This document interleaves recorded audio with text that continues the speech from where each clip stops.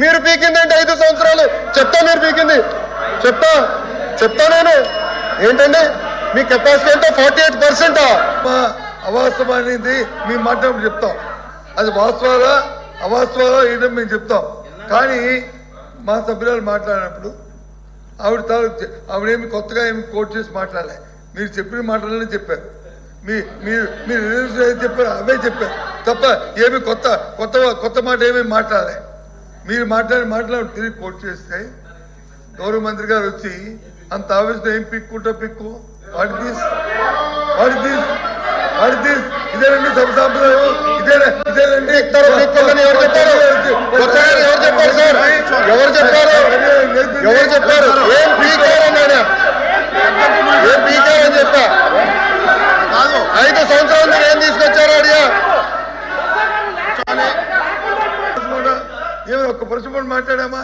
ఏమైనా అమ్మాయి చెప్తుంది కోఆపరేట్ చేయాలి.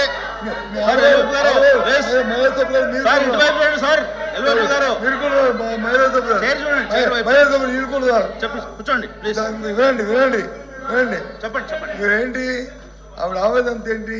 మీ వాళ్ళని కూర్చోబెట్టండి ప్లీజ్. ఎల్ఓపి గారు మీకు అవకాశం ఇస్తాము, మీ వాళ్ళందరూ కూర్చోబెట్టండి. కూర్చోండి. ఇప్పటికే 2:30 అయింది, ఇంకా 10 మంది మాట్లాడాల్సిన అందుకే చెప్తుంది. ప్లీజ్ మీకు అవకాశం